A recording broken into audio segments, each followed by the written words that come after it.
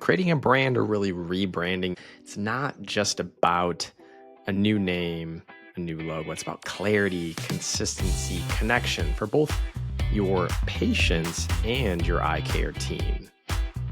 In today's podcast, I'm going to walk you through the steps I took to just rebrand my practice from A to Z. And it's a long one in regard to the list of things that you need to get done. And if you haven't already created a brand for your own practice, this checklist will pay off for that too.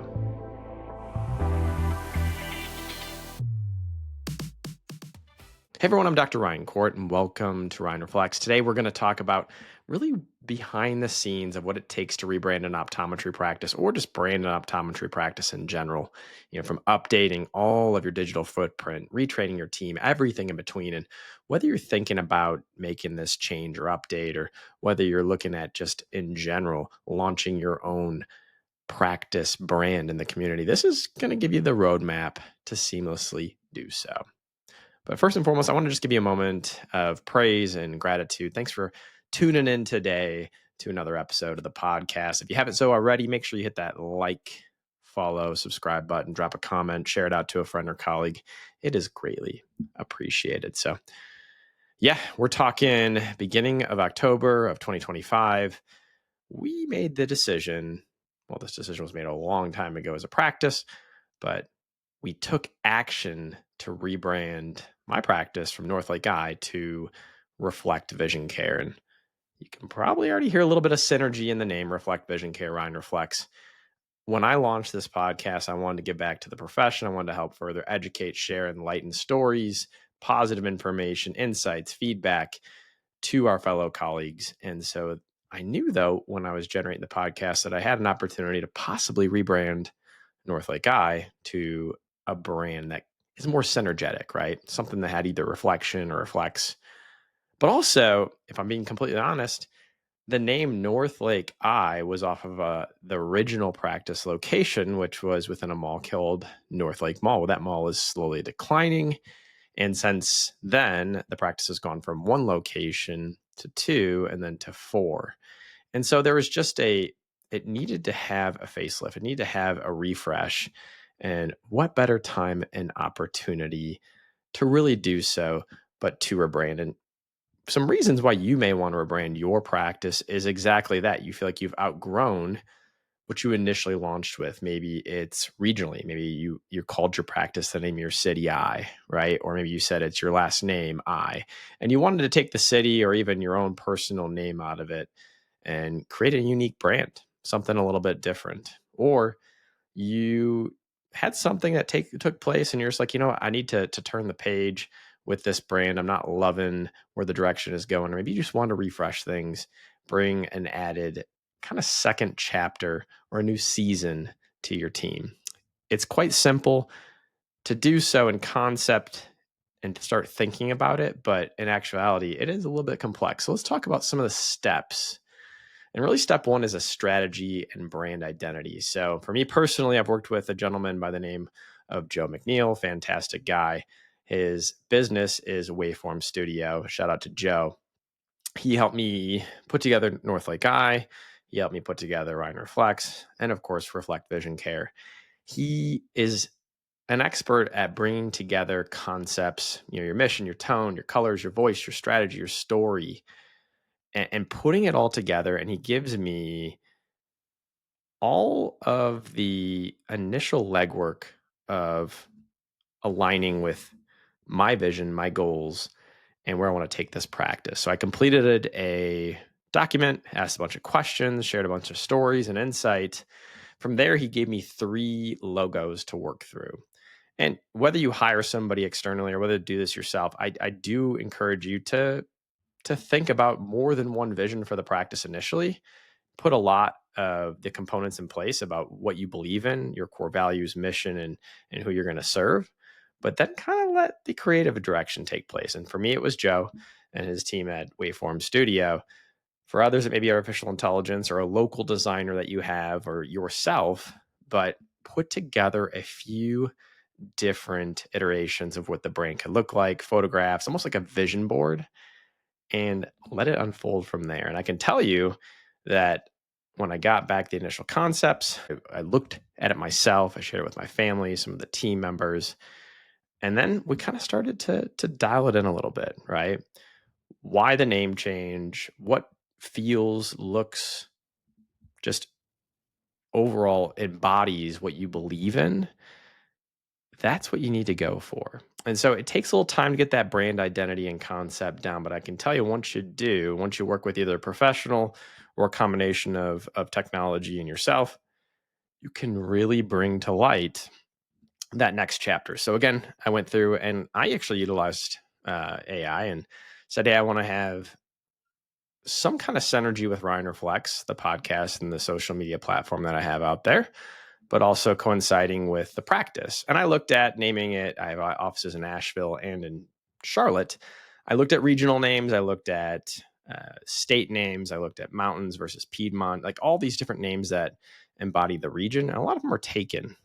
So I used AI to start to build up a list of names. Then I went ahead and I checked, are they available with websites, social handles? Are they trademarked? You have to search, has something been trademarked, and you can use the trademark website to do so. It's pretty simple. But from there, I made the decision to make the move. And so Joe and his team put together a number of iterations. We landed on a concept design, got a primary and secondary logo, colors, and kind of a launch strategy. But once you do that, the next step is really making sure that you're appropriately positioning yourself for more of like a legal compliance and administrative side.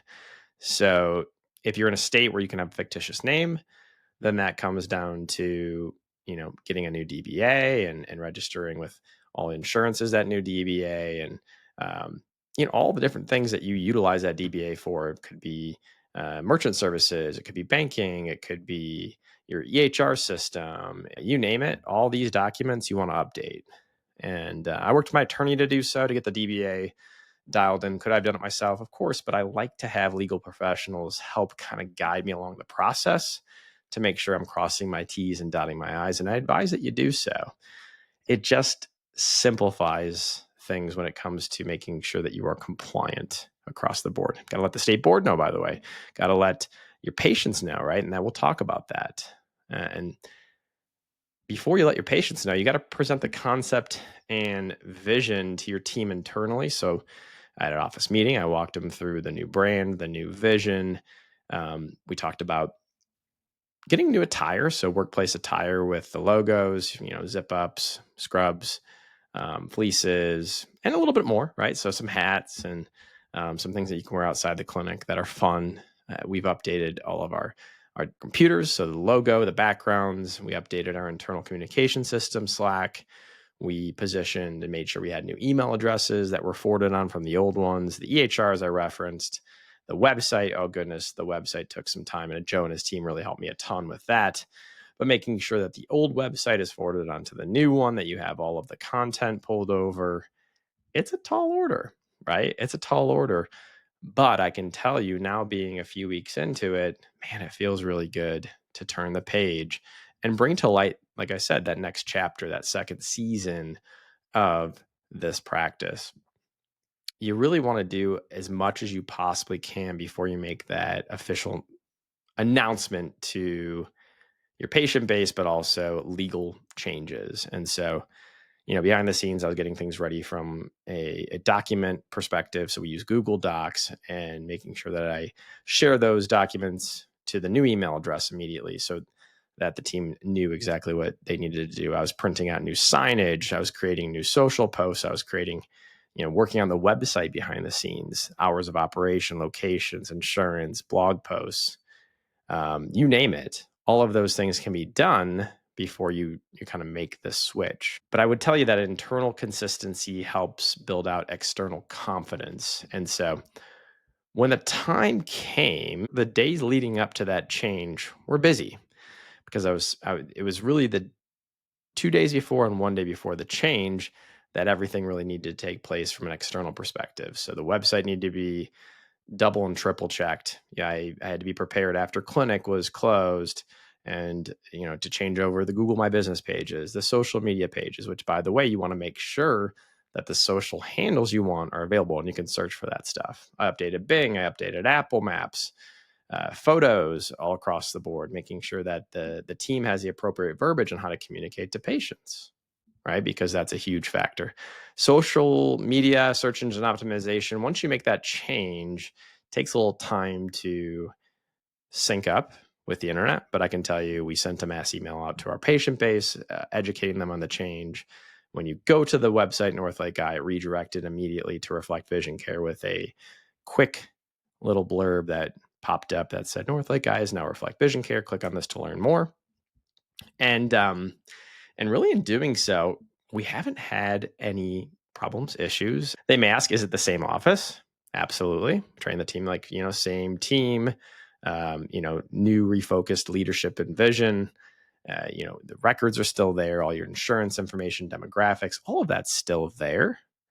But we did it during a time of year too, where it's not the busiest in optometry. So if you do it during the end of the year, or if you do it during back to school season, God bless you. You're going to be in for a little bit of hurt because those timeframes are chaotic, right? If you do it where you have a time where maybe the schedule slows down, you have less demand. If you're booked out, maybe you're booked out a little bit less during that time frame. Those are the appropriate times to turn the switch and make that shift.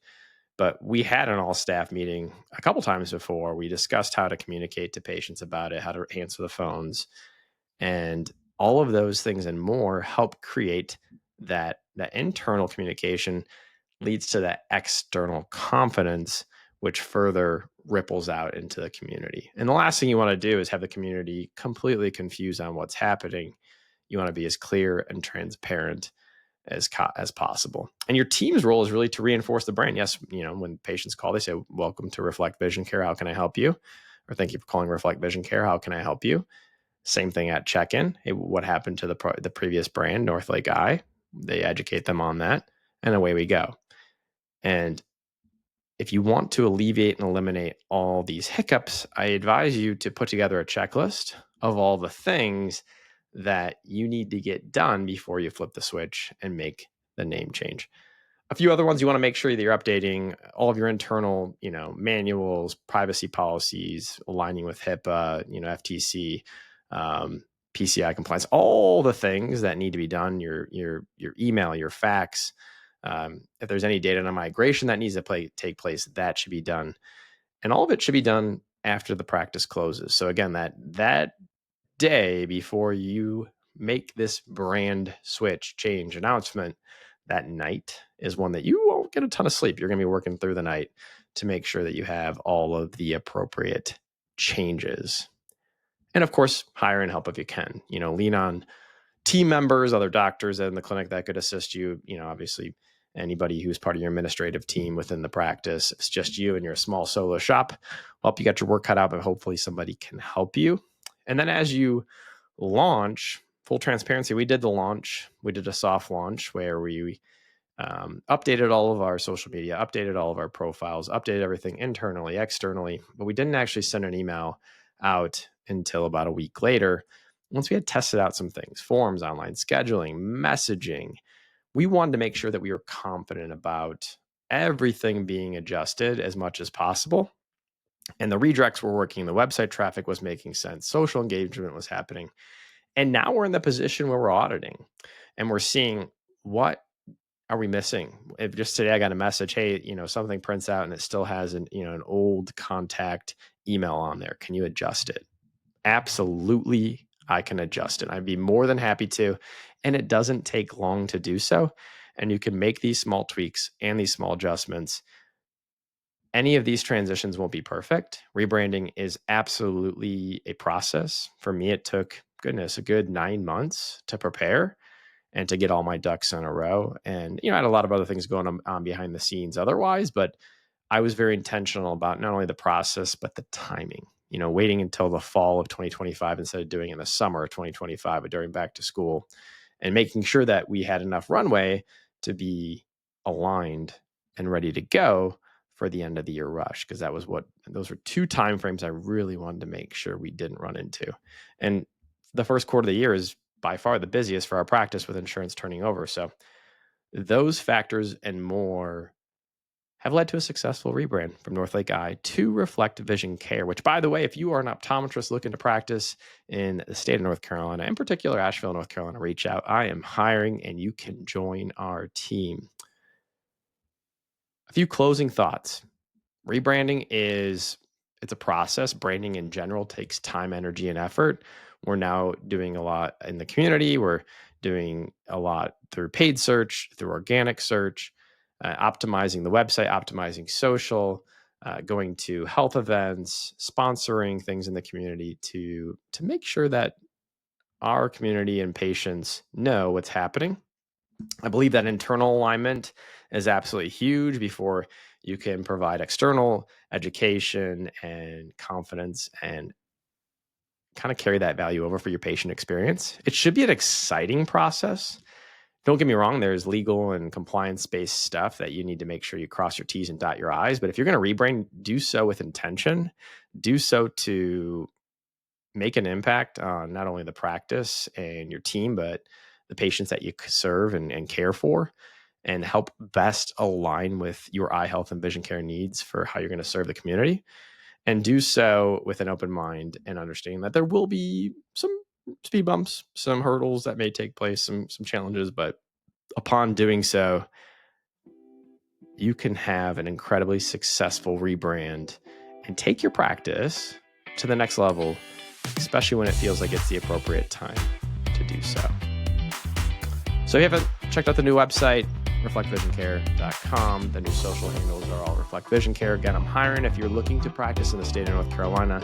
And that's it for today's podcast. Make sure you stay tuned for my next episode where we can reflect and grow stronger together.